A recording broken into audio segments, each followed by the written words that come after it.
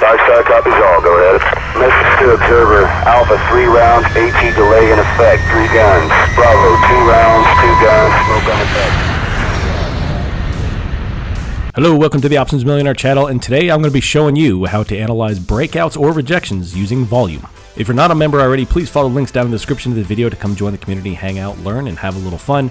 And of course, hit that like and subscribe button to get notifications for all future content and our daily live streams. And this video is a continuation of our educational series about volume price analysis. If you haven't already, I encourage you to go pick up and read this book, The Complete Guide to Volume Price Analysis by Anna Colling. And the reason why it's so important to analyze volume is that volume will tell you where the strength is in the market. Is it time to be a short seller or is it time to be a buyer? In my opinion, it is my daily goal to be on the same side as the institutional strength as many times as possible. And analyzing volume allows me to determine where the strength is in the market. What I'm going to show you in this video is 4 different scenarios. A successful upside breakout that continues higher, a failed breakout that rejects and heads back lower, a successful breakdown that continues lower, and a failed breakdown that bounces and heads back higher. And to get started here, we're going to be working out of Chapter 5 of the Complete Guide of Volume Price Analysis. And the whole premise of that chapter is this.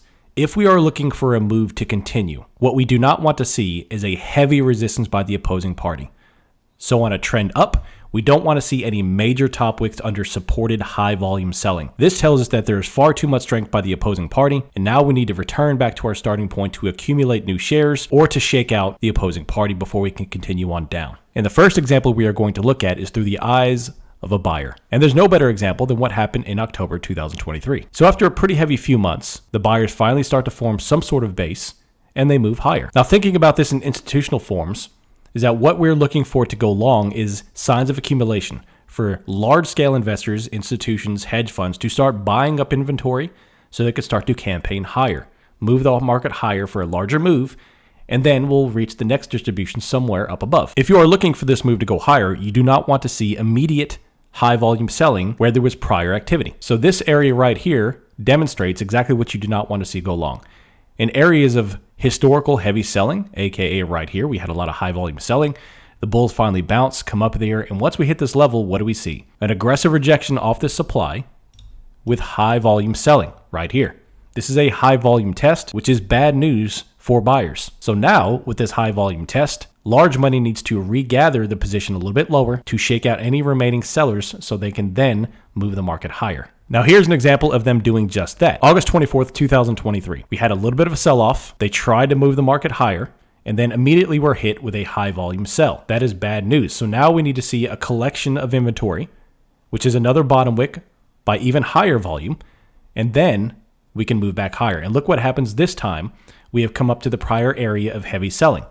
The volume never spikes. We have a nice engulfing to breach the prior supply, and then up we go even further before another cycle back down. But what has occurred here is that the buyers have wiped out all the sellers at this particular area, at least temporarily. That frees us up to head higher the next time we attack this price. And one final example, if we go back to the big chop zone we had in the springtime of 2023, from April all the way until May, you see that repeatedly the bulls have tried to make this move higher while getting smashed down. And on this example here, we had a pretty aggressive move up from 41.65-ish all the way up to 42.90, about a 130-point move, which a lot of people would look for this to finally break out under a decent price action. But what happens?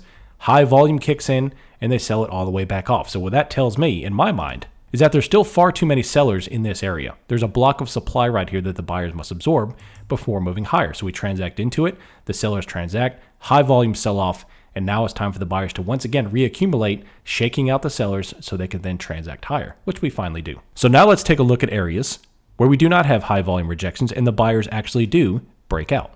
Now here's a great example, October of 2021. If we take a look at this level right here, which was an area where prior historical selling hit roughly about 46.90, the bulls finally accumulate. We see bottom wicks, a couple of dojis, and then finally start to move higher under volume. And then the second we enter this area, we don't get any major high volume spikes. You see that the volume is actually anticlimactic, which is exactly what you want to see for a continued move higher.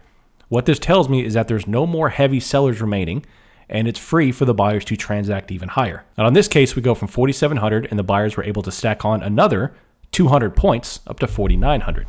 Side note, this ES chart is adjusted for contracts, so it's a little higher. But this is a textbook example of what's called a low volume test. There's no sellers remaining, so we do not get any major high volume spikes with any major top wicks down lower. And then it's time to play the breakout and the buyers transact higher.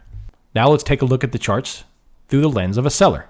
So in the eyes of a seller, if you're looking for downside, there is no better example of high volume test, which is a failure by the seller's part, than what happened in October 2023. On this move down by the sellers, which was pretty strong, we noticed that in the end of September, early October, we start to have a lot of bottom wicks, indicating that the buyers began to step in as we entered into the demand zone. And the best sign that we are getting ready for a retracement is that we had one high volume failure here.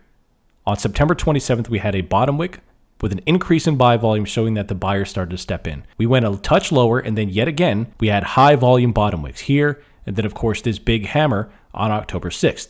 This allowed the buyers to step in to transact higher. If you're looking for continued sell action, aka you are a short seller, you do not want to see high volume bottom wicks by the buy side as we started to fall. That tells you that there is still far too much demand in an area for the market to transact through. Now, larger money must bring the market back higher to shake out any remaining buyers so they can efficiently move the market lower. Another great example of this is August 18th, 2023.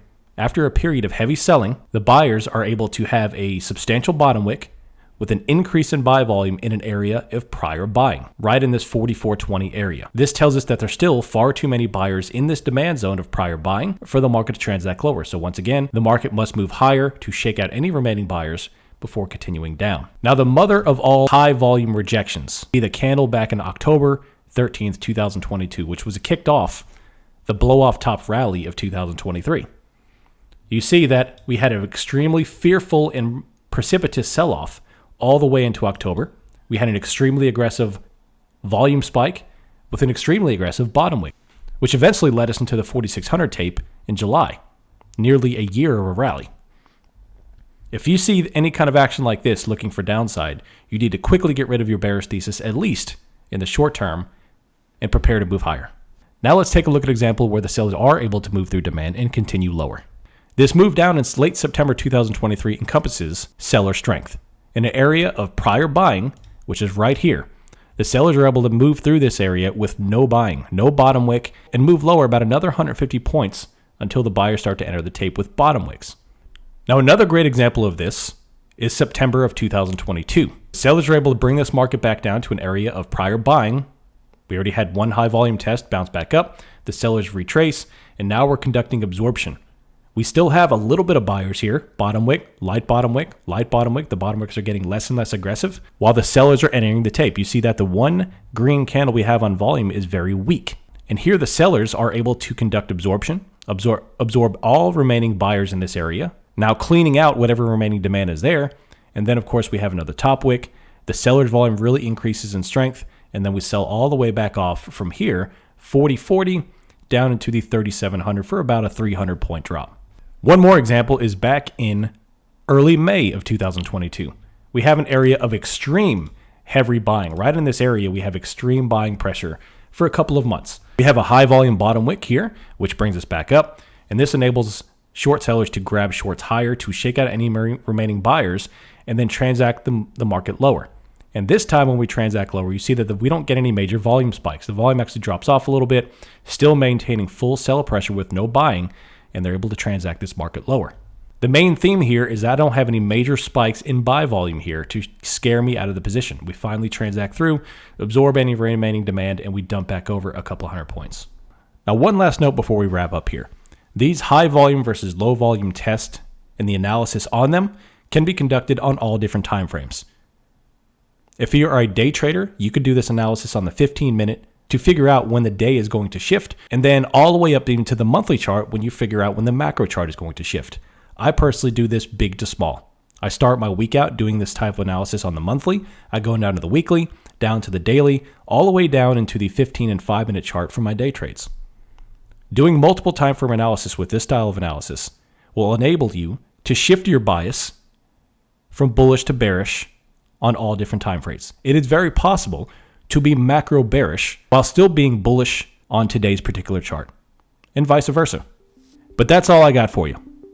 Watch for the high volume fluctuations or the lack thereof when you're looking to play a trend. If you have any further questions, please let me know. You can email me at optionsmillionaire2020@gmail.com. And of course, you could shoot me a DM in the Discord server. If you'd like to grab a cool podcast about the mental side or the management side of trading, then come join us over on Spotify, the Making Millionaires podcast. Thank you for taking the time to watch this video. Until next time, I'm out. See ya!